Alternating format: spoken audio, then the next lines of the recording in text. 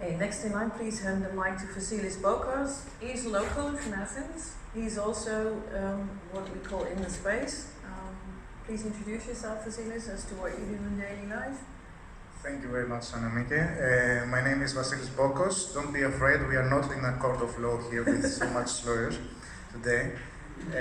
I am an attorney at law here in Athens, Greece, and I am a political advisor in Hellenic Parliament, a member of the Parliament for environment, for industry, and for economy. First of all, I would like to thank the University of Nicosia for this wonderful event here and for this innovative initiative to make for the third year Decentralized here in Greece. And of course, pictures that are hosted this panel. And just a short story from my legal advice experience. A few years ago, some clients came to my office and they said to me, so you have to handle with a company that it is involved in blockchain. And I said, what is that? It looks like to make a legal search for a real property in the moon. So a few years after, I drafted the first rent contract here in Greece, and namely in beaches. So that was for me. And okay, thank you. Our goal today with this panel is to find some common ground as to boundaries, I would say in the regulatory space in common, because we, as a new industry, have still a lot of ground to cover. That involves governments, lawyers, regulators. As this industry originally came from, I would say, I would qualify it as sort of an anarchist. You know, we can do without banks, we can do without governments, we can do without regulators. But as the industry matured, obviously that was not the case.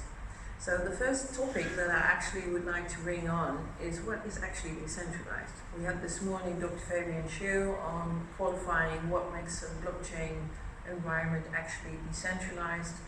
But apart from the technical aspects, there is of course the definition.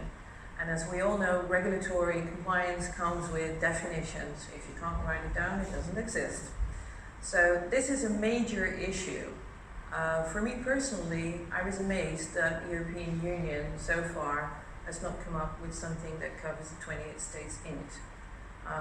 28 states, and all of them have different regulatory aspects, which makes it for the industry very, very difficult to do the right thing, although the intention is there to do the right thing. So first of all, I would like to go to you actually, for the Gibraltar Stock Exchange, because you are on the eve of actually meeting these definitions because you go commercial. So can you say anything of what makes something for a listing on your exchange qualify as being decentralized? Where do you look? So decentralization is a very complex matter because I think the whole point is to remove the centralization, so the so-called single point of failure that can be a problem in capital markets. Our angle with Gibraltar Stock Exchange is only, security tokens or smart securities. So if you put yourself in the opposite direction, which is nothing is controlled by anyone,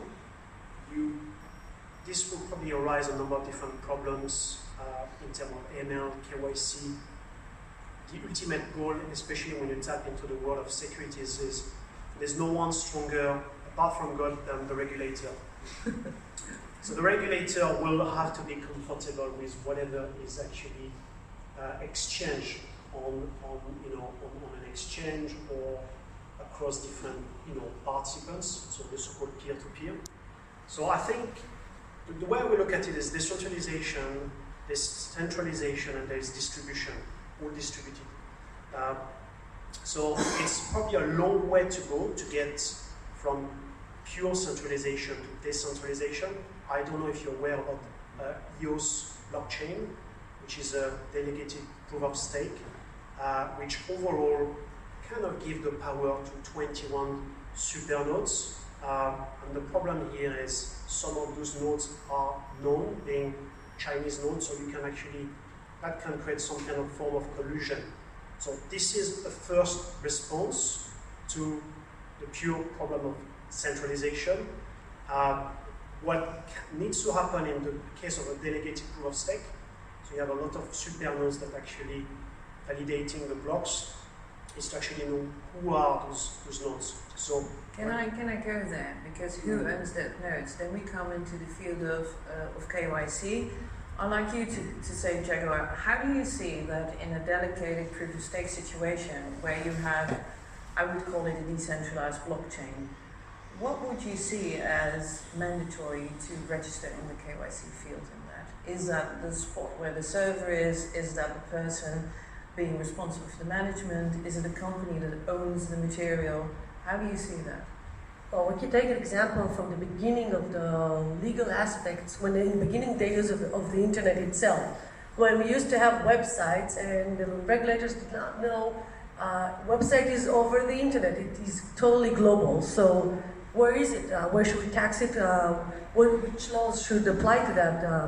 And the law is developed first from where the server is, or at least that was in the beginning of the phase. And then came regulations like consumer protection regulations saying which clients or customers or visitors does that website address to. And then it's come to, and then came the corporate law that says where is the management and control of that website. So I think specifically in a decentralized area or arena, there should be a myriad of considerations that we should choose between or see which we prefer, among which could be where the control is, meaning what is the citizenship or of the people who actually own that. But here we don't have anyone specifically who owns that. We have several people participating in it.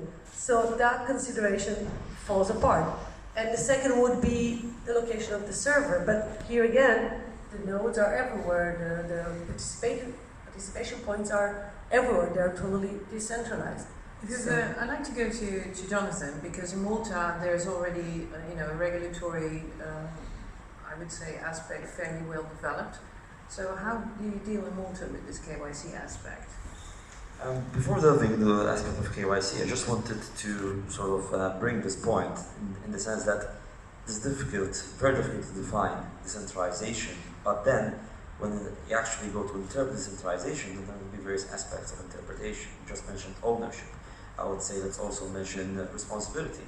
In a purely decentralized environment, one can argue that there is no element of responsibility. One can also argue that decentralization potentially leads to the impossibility of a legally enforceable right. Not the inexistence of a right, but a legally enforceable right. The reason is, for example, if there's a shortcoming in a blockchain network, which is purely decentralized, and you cannot point your fingers at anyone, so there's no one responsible, so there is no obligation, and therefore there is no right which can be enforced if there's a shortcoming. I'll stop you really quick there. I'll come back to you. Vassilis, if you look at this aspect, what an aspect we've decentralized is in every aspect of what's regulatory already arranged, there should be somebody to be appointed as being responsible, like for the operational side, or for the liability side, or for the financial go. I mean, you have an advisory on the parliament as well. So Jonathan just brought the point, if we can put the finger on somebody in any of these aspects, is that what we mean with regulatory compliance in decentralized situations? Exactly. Exactly that means that each person has this responsibility. But let us go to the big picture before to go to a small pixel of blockchain companies. From my point of view, the big picture is that we are living in a transition area, in a transition period, in everywhere, in an economy, in society, everything. We are living in the second phase of the third revolution, of the third industrial revolution. The first revolution and the second revolution was centralized. The third revolution, that it started with computers, internet, it's going from the market to the networks. So, in that point of view, we are living in a decentralized area in everything we are living. In companies, the decision making, the policy making, the responsibility is decentralized. I'd like to take that back to Jonathan, because if you hear Vassilis talk, you could say that Malta, in a sense, takes that role by being in the forefront of regulating blockchain and crypto-related issues on the island. So can you respond to what Vassilis just said? Essentially, when it came to regulating the sphere, there were two main tracks which were undertaken. There was the regulation of services provided in relation to cryptocurrencies, mostly are blockchain, and then regulating, or rather, standardizing certain aspects of the technology itself. When it came to regulating the use of service provided in relation to cryptocurrencies, that was fairly easy. There are centralized service providers, and those centralized service providers are providing services which are very, very much similar to financial services. So again, it was simply a matter of taking the traditional services framework, financial service framework, and adapting it to meet the requirements and needs of the crypto industry. When it came out to technology itself, that's when things became particularly tricky. And earlier on, as someone mentioned, having someone responsible for technology, putting someone who is responsible.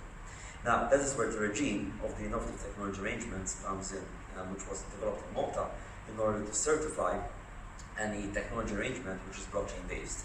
So anyone who develops a smart contract, platform, app, and so on, may apply for certification with Malta Digital Innovation Authority, and its audit shows that particular technology arrangement adheres to certain standards to get certified by the Malta Digital Innovation Authority. Initially, there was the concept of a technical administrator, someone responsible for that technology arrangement. But So would you then say that he would be the legal, I would say the guy that you point the finger to if something goes wrong? This is where we came in full force and actually start making our voice heard as blockchain advisory. We start saying, okay, so this person will be responsible for something which is decentralized, something beyond his control, beyond anyone's control. Who in their right mind would accept to sit as a technical administrator? Then we come into the field that Fabian Schuh this morning said about can you decentralize liability, which in my view is one of the big grey areas when it comes to decentralized blockchains. Well, I must say that at least in Europe, we already have somewhat of a solution regarding another subject in the GDPR. Those regulations actually apply extraterritorial, beyond Europe itself. And the way to have done that, with the solution that was chosen already, was that any company has to appoint a DPO or someone in a specific country that actually would be, like the words you've used, the person with the finger on, basically. So that could be a solution. It's a simple term to indicate, you know, you better make sure that your shop's in order, otherwise you'll be in big trouble. But with the way that we got around it, essentially that we changed the concept of technical administrator to someone who is the main contact person. So are you saying that the liability in that case in Malta, when you say that, is not complete liability? I would say that the liability, when it comes to a fully decentralized system, that concept of liability, yeah, I would say it's very difficult to apply it. I'd like to go to Emery. How do you see that in Gibraltar? Because we're now sort of pointing the finger in decentralized, like actually we try and fit everything that we do now in this new industry into the old regulatory framework that's already there for many years. So there seems to be a grey area where you say, okay, but that decentralized liability is sort of rocky ground. I heard now from Malta, at least we determine a point of contact. Where do we go to? Well, we know this from BitShares, completely decentralized. That was a big issue. We solved that with a majority vote as to, you know, the decentralized community itself pinpointed somebody who was the point of contact for communication. Now, if you transfer that to the Gibraltar situation where you're in, is it then so? Because I know a little bit about that. You also need somebody local in Gibraltar if you want to do anything at the Gibraltar Stock Exchange to be the point of contact. Where did it fit in with the liability for whatever you list on the exchange? So I'm just going to step back a little bit because there's different, let's say, streamlines. One is the so-called utility tokens. And that's probably something that decentralization can actually help. And then when you step into the securities world, it's more about actually, the Securities Act, what's happening in the jurisdiction. So the technology is obviously enabling a number of different benefits for securities, more transparency. It's probably going to reduce a number of different costs and so on. But it's going to be more about what's written in the Securities, the Companies Act of the company. So on the let's say utility token side, Gibraltar enacted in 2018 one of the very first regulatory framework to regulate DLT providers. Regarding the security token, it's more a conversation around Securities Act, Companies Act. Can the jurisdiction allow the transfer of securities freely? Does it qualify as a transferable security? And in that case, Gibraltar will actually allow the issuance, the trading, and the custody of those assets. That's in line with all Securities Act laws. Now, if we look in the wider space for security tokens around the world, it has to be a conversation between lawyers, the regulator about the Companies Act. That's what is very important. Okay, I'd like to go back to you, Jagger, because you, out of this group, are the only one outside of the EU, which sort of gives you a view on how this works between countries outside of the EU. Do you see the EU regulatory space with regards to blockchains and cryptocurrency companies as a unified picture? How do you see that? Because you obviously have to do with companies in your own country and around that search for legal counsel. Do you see that from your firm as a unified entity, or as a very, I would say, widespread range of opportunities which you take your pick along whatever the company of your customer needs? Well, basically I can say that having done a global service, I service Asian companies and corporations and enterprises, as well as Israeli, US ones, and European ones. And the EU regulations are considered the most promising, the most advanced of most of them. And usually you take the examples of how to progress regulations and how to align it better with technology from the EU, and we, lawyers at least, look at how not to get things done on the way they do it in the US, which is usually, if you don't, like when in doubt, panic. That's the basic rule there, and ban everything if you can. So I think that's a good one. We'll keep that for kids. Yeah. When in panic, when in doubt. When in doubt, panic. Right. Yes. Panic and ban. Yeah. I think most of the EU regulations, and more specifically the ones in Gibraltar, the ones in Malta, and some of the ones in Estonia as well, are known to have taken this to align with technology much faster than most of even European countries themselves.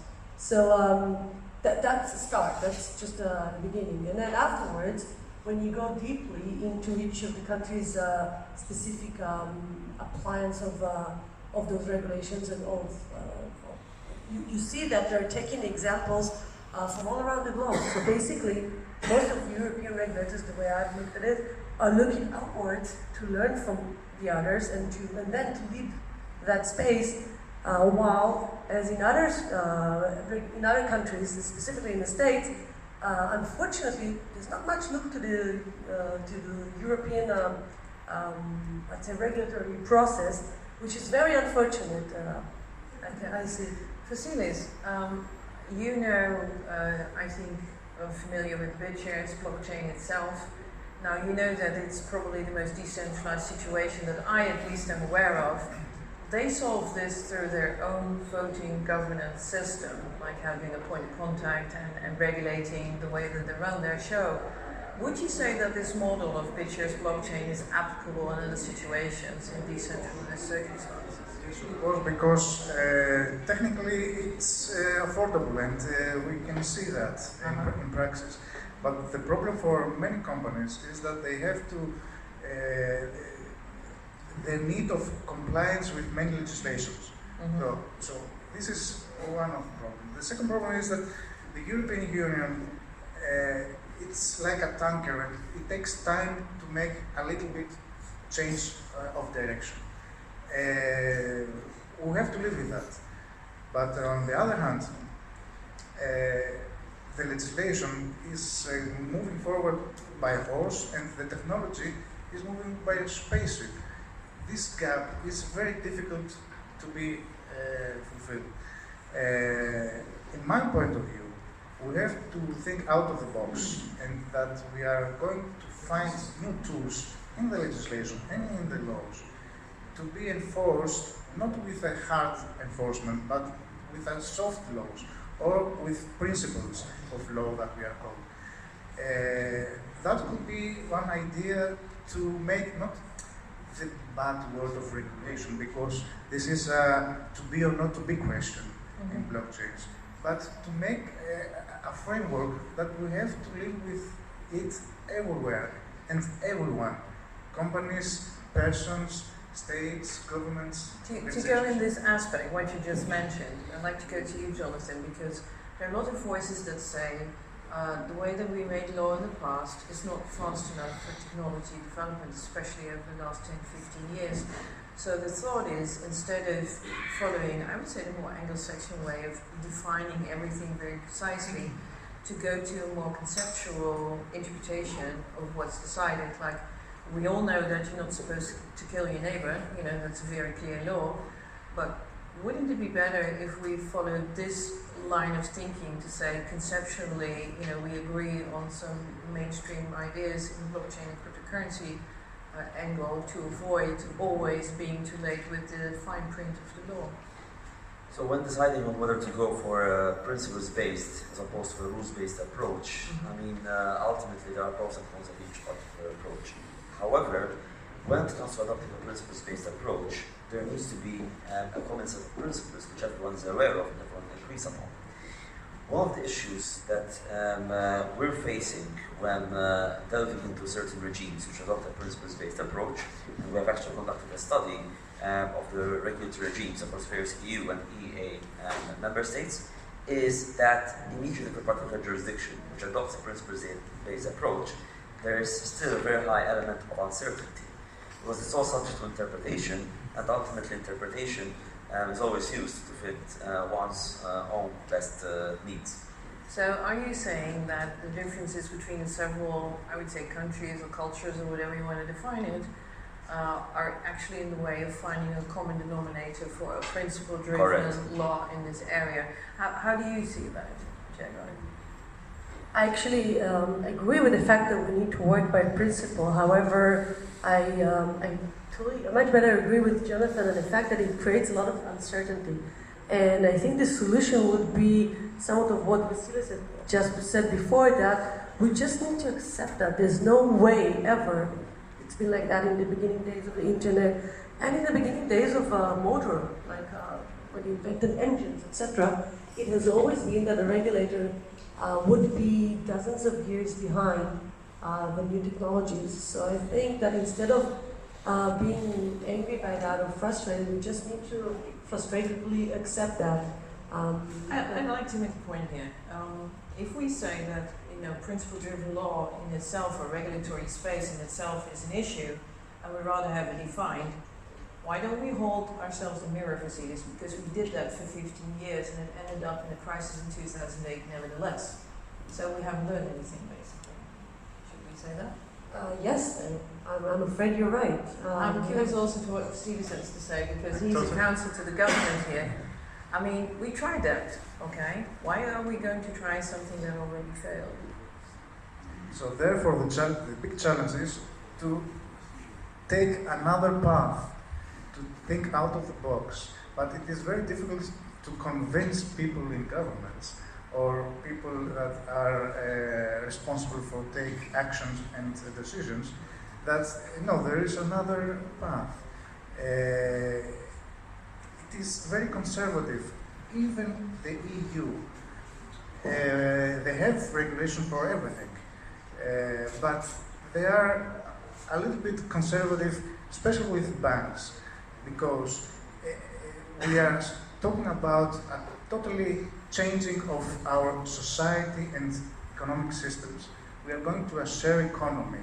This has to be new rules. This has to be based in a new rules. To go to the very practical situation of today, I mean, Brexit was again postponed. You can say that's a very non-principle driven, very specific, wordly driven situation. How do you see this discussion about principle, conceptual thinking and interpretation of these surroundings? Because you are on the forefront of new development, listings with exchanges, with new companies. If you have to follow the old path, you would have a war on your hands in each European country. So back on the principle base, that's exactly the same path that Gibraltar followed, because we in Gibraltar regulate the DLT providers. Personally, I think it's the right approach. Nothing is perfect in this world, but things actually to drive adoption, you need to go gradually. So we know those, when you start to tap into, let's say, regulation laws, it will take time to influence, and having people at the very top to understand what this whole industry is all about. So regarding, all angle as an exchange, we're very excited about what we call digital securities, and the reason is because if you look at capital markets right now, mainly stocks and bonds, stocks is $75 trillion, debt is $215 trillion. Bearing in mind that 30% of this debt has been created in the last 10 years, we see this as a fantastic opportunity. We think that blockchain will enable a number of different, advantages. We think that one of the key things for financial institutions is more to reduce the cost. We've been talking with a number of financial institutions, CEOs, CFOs, and what gets them very excited is to cut the cost by 80%. And that is what blockchain is all about. Regarding digital securities, that will be potentially a new stream of revenues, which we are very excited about. Could be, having the ability to tokenize that very hotel, fractionalize it, and give the ability to, for some smaller investors to actually buy a piece of the hotel. So, regarding I'm not too worried about the technology. The technology, will work. It's more about influencing the regulation around that. So, a number of jurisdictions around the world we discuss about, for example, Singapore, very ahead of the game, Switzerland, Liechtenstein. These are the jurisdictions that will actually will help to drive a different view to how to actually change that whole system. Okay. I'd like to invite the public to questions. We tried in this discussion to find some firm ground as to the regulatory aspects of I would say, an emerging industry. Because at the end of the game, blockchain technology, cryptocurrency is still a drop in the ocean of the total world economy. But it is the most promising and the most rewarding industry to promote efficiency, like we heard. It affords new models.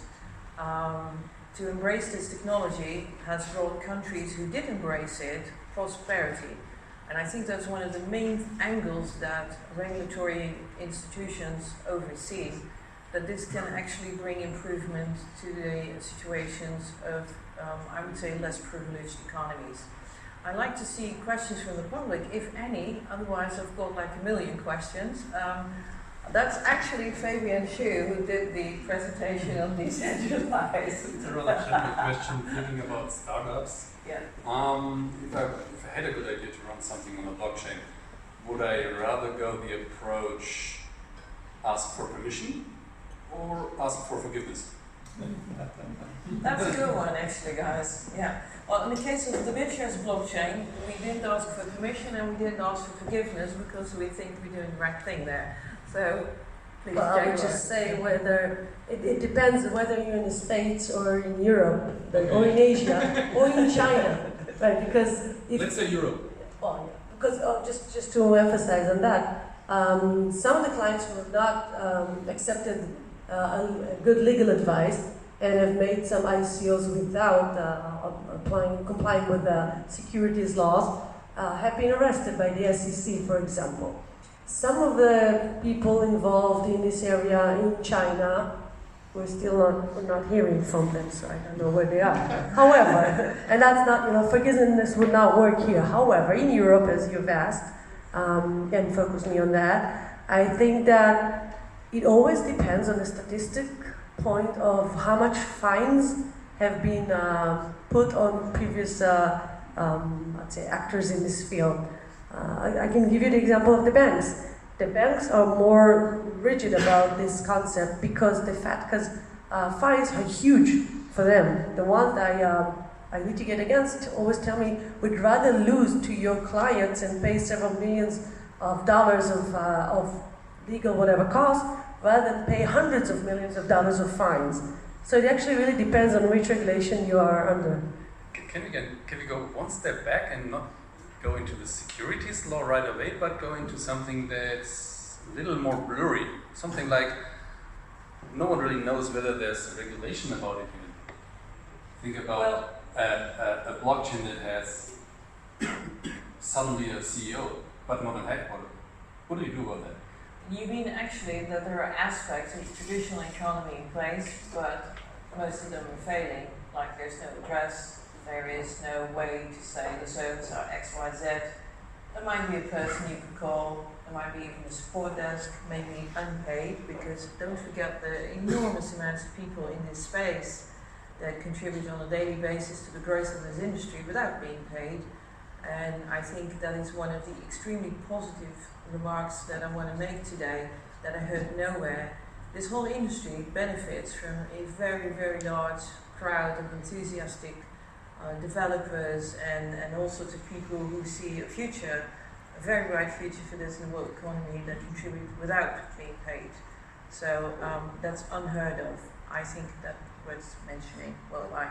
But then again, to come to Fabian's question for you, Jaguar, or for you even, Jonathan, how do you see his remark? I want to draw a parallel and mention, for example, certain assets, other instruments, which mimic a lot of the functions of traditional financial instruments, but due to the EU's prescriptive approach, they do not squarely fit within the concept of a traditional financial instrument. Case in point, for example, let's take future option swap contracts, which have as the underlying asset a crypto asset such as Bitcoin, and they're also settled in Bitcoin as well. If you take a look at the definition of such contracts under MiFID, they need to be settled physically or in cash. Now, let's leave physical settlement aside, let's focus on cash. There is no harmonized approach as to what cash actually means. And therefore, would it mean that it's settled in cryptocurrencies, it would be settled in cash? That's a question which is up for debate. From what you say, going back to our discussion earlier, wouldn't then the argument to have a principle-based approach on everything much better, because crypto, like Bitcoin, can never be cash? So that, I would say, is a strong argument to say that the principle-based approach, although it creates more uncertainty, gives the immediate answer that you could consider this in that way. It gives more flexibility to the regulator and supervisory authorities because they can apply the famous duck test as well in that case. Yeah. But right now, as things stand, the duck test can't be applied in the European Union unless, of course, someone from the supervisory authorities, namely ESMA, comes out and pronounces itself on the matter. So again, this all of a sudden is presenting gaping loopholes in the European framework, and therefore all of a sudden we're finding ourselves facing these familiar yet unfamiliar creatures, namely things which quack like a duck, look like a duck, but we cannot legally call them a duck. Yes, well, that's a good thing. It is a duck, but you can't call it a duck. Is that what you experience in Gibraltar as well, Emery? Because actually what you do is mirroring the original IPO situation in a new technical digital world with an exchange that lists STO. Yes, it is a duck, but we don't call it a duck. I mean, in the case of a digital security, you don't change what is a security, you just use blockchain to enable, to make it a lot more easier and efficient to transfer. back on your question, Fabian, this startup you just mentioned, what is the purpose of the startup? Anyway, could be anything. That's why you probably need to be very clear about what's the purpose of the venture, right? Are you trying to create value? In which form? Because whoever is going to be advising you will try to understand, what is the impact. You can't just come up with an idea and... So, from a startup perspective, it's quite difficult to read all the laws, right? That's why there's a lot of lawyers on the panel today. As a startup, you can pay $2 million on lawyers. Should I now find investment to pay the lawyers to figure out whether what I want to do is a... If you don't want to end up in the orange jumpsuit, probably yes. So you would recommend to go ask for permission first, right? Well, no startup does that. That's the heart of the matter. So I look to my left, unless there are any more other questions, we'll still be here after this discussion, so don't worry, come and see us. But wouldn't it then be, again, a better idea to have some sort of chart for startups, I would say a one-pager, please, because usually these are students, young people, they don't have $2 million to go and register and do all sorts of things, but some principles based on common sense for this new industry. I mean, we all saw the ICOs in 2017. Most of them, their business plan is not even worth calling a business plan and wouldn't make it past the front door of any bank or institution. It would have helped in their area if we had just a little charter as, do a timeline, do a budget, prepare a board, do a team. That would be simple guidelines that now came from all sorts of advisories that were very, I would say, blurry to say the least. So how do you feel about this? We don't have $2 million in the startup for legal work. No, you don't need to. But coming back to your question, Fabian, and also what Jaguar before said about the US and the European Union. They say that US come from Mars and the Europeans come from Venus. So in US you need definitely every type of license from every type of authorities. And in Europe, the situation is quite softer, and we are looking for a better way to handle that problem.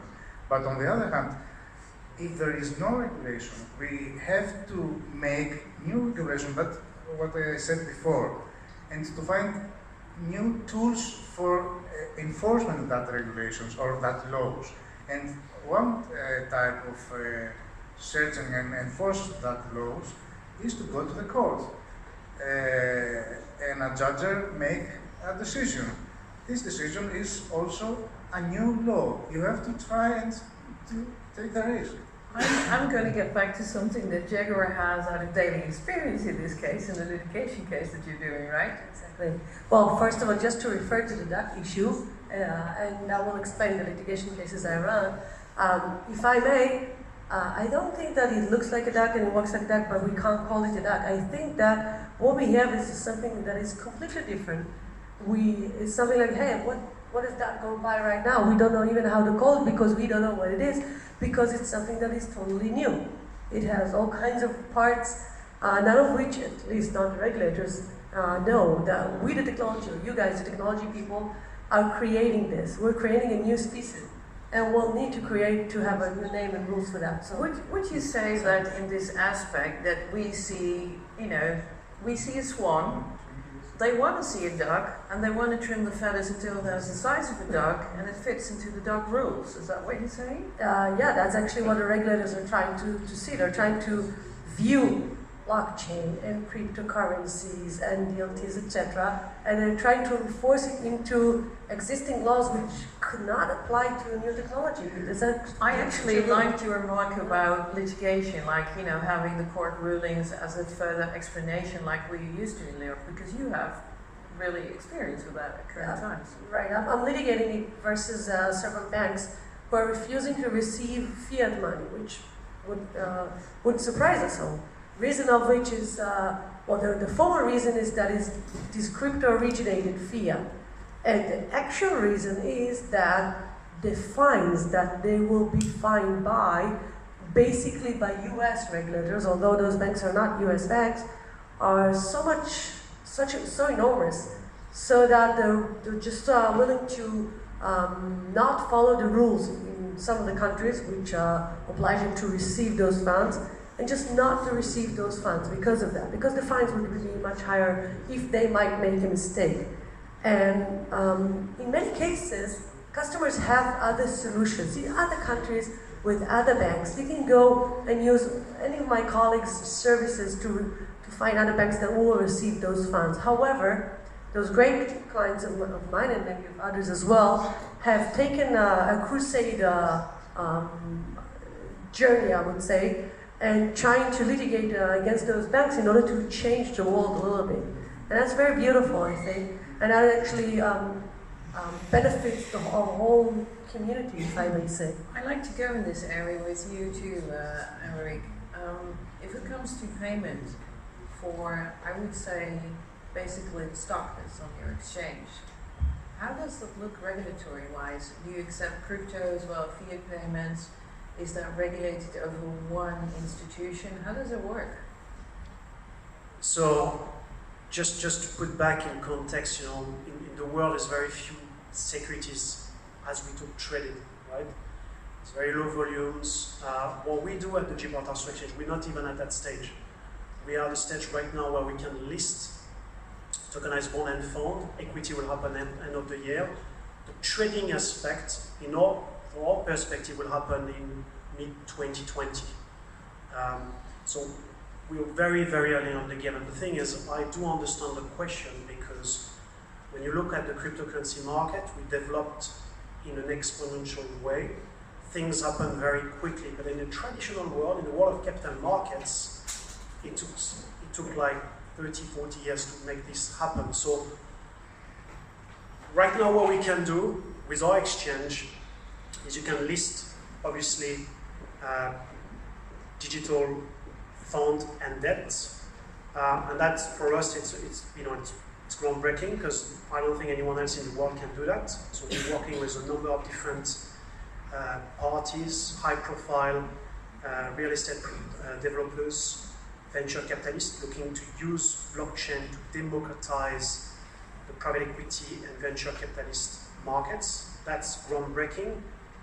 The question around the liquidity, which is brought by the trading aspect, will take another 6 months from our perspective, but the reality is it will take another 5 to 10 years. That's the reality. It will not just happen just like that. So we might be a bit ahead of the game in terms of expectations, but that will happen. We're always ahead of the game. We're in the industry. Any questions from the public?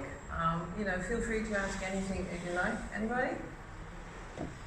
Okay, because I've got plenty. If you look at Malta, the whole payment aspect in this blockchain space, we all know Malta has a longer history with the gaming industry, with other cryptocurrency and blockchain-related projects. How do you see that whole aspect that pops up everywhere with this AML? And I'd like to point out there's been research that, Bitcoin is often marked as, oh my dearest, we never know where it's coming from. Well, you do know, that's why we have blockchain explorers, guys. And the other side of it is that research showed that 10 times more dollars are used in this circuit than ever Bitcoin is used. So it's more like branding out of fear, I think, than out of real facts. Is that correct? Is that your experience too? Yeah, incidentally, the Doctors of Law thesis I had written in 2015 revolved around the subject of Bitcoin and its effect on AML legislation. Yes. In fact, the outcome of that thesis essentially was that the technology itself will lend itself far more greatly to the regulators than to the criminals. I think it's the tax inspection's heaven, to be honest. Definitely. And we've also seen Bitcoin actually leading to the crackdown of one of the largest streams in child pornography. This was news around 2 weeks ago. So it was actually thanks to Bitcoin that, again, certain forensic firms such as Chainalysis helped the investigators crack down this criminal ring. So ultimately, I think the regulators are coming to terms as to what blockchain actually is, or starting to come to terms with that particular question, and actually starting to realize that it can be used to their advantage. Having said that, there are still worries about this being a new type of asset, as Judge rightly mentioned. And as any new kind of asset, of course, it attracts the attention of the legislators in the sense that they want to attach some kind of regulation or restrictions to it. And this is also the case in relation to AML, where we've seen the introduction of the 5th EU AML directive, which mostly targets the custody of private keys, retention of private keys, and again, ultimately, the service being provided by those who are retaining such private keys. And this is, of course, leading to a new wave of regulation across the European Union. It has spurred certain jurisdictions, such as Germany, for example, to come, I would say, relatively all out when compared to their stance up until a year ago, where it was basically a sit-back and wait approach. And they're now actually going out and regulating the exchanges, world service providers, and so on, from an AML perspective, which is something that was to be done in a step, let's say. Will they stop there? I don't think so. I think AML is simply the first step, simply because it acts as the, let's say, right point of regulation for the bridge between fiat and cryptocurrencies. But ultimately, I think we will go beyond that. It will take a lot more time, but we'll start seeing more regulation beyond just AML. Okay, thank you. We're sort of winding up today's discussion. I really think if you go to a final conclusion of what we establish as common ground here, what would you say that this is in regard to decentralized systems? Well, because I would like to give the audience, out of all this experience that's here in the legal framework and the latest developments, what would you say would be common ground? in my perspective, the $1 million questions, actually the answer on that question, what about the data, the metadata that are in this space, in blockchain, etc. This answer will give the future and give the direction how legislators, how policymakers will handle this area. I think we all agree on that. And the second, point is that blockchain is a digital mirror of the real world. So don't throw stones on that mirror if we don't like this reality. Jago, what would you say came out of our discussion today as common ground for the future? Well, I think my main conclusion would be decentralization is a matter of extent. It's not a binary answer or not even a question. It is an extent, and it goes through even to the legal areas, going from principles to exact laws and regulations, which are more specific. And the ambiguity that we're willing to bear would lead us towards principles and into a more flexible environment. That will be my summary of that. Amerik, what would you say is the common ground that we discovered today? Well, we all highlighted the complexity, and trying to change the status quo. Regarding capital markets, capital markets have been disrupted a good 30, 40 years ago. We went from analog to electronic, so we went from paper shares to electronic trading. What is very exciting is the next phase, which is shifting towards digital. So it's going to be global, it's going to be immediate, and it's going to be fully automated. That is very exciting, and I welcome everyone to be part of the journey. Jonathan, what would you say that we covered as common ground we agreed on? I think we've gone around full circle. We start off with decentralization, and we should end with decentralization. I think it's still an alien concept to most of us. We still don't know how to deal with it. We still don't know how we should act in a decentralized environment. We are so used to pointing fingers, having someone responsible, someone answerable, that all of a sudden the no possibility of having someone who is answerable seems both scary and exciting at the same time, depending on our point of view. And ultimately, I think there needs to be a shift in mentality before we can actually start making use of technologies such as blockchain. But ultimately, if we're just going to, again, try and fit a square peg in a round hole, we might as well not actually bother to do anything. We just remain as we are. So there needs to be a shift in mentality for actually moving forward. Okay, thank you very much. My conclusion of this discussion is, like in many other of these sessions in Decentralized, is that we have an extremely open industry where a whole bunch of people is prepared on all territorial things like legal, like technical, all sorts of new ideas, is ready to discuss this with regulators and institutions. And that's, I think, a remarkable applause for all of us, because there's no other industry worldwide that's willing to do this to further our economy and our future. So I want to thank you all very much for attending. I want to thank my panel. Thank you very much. And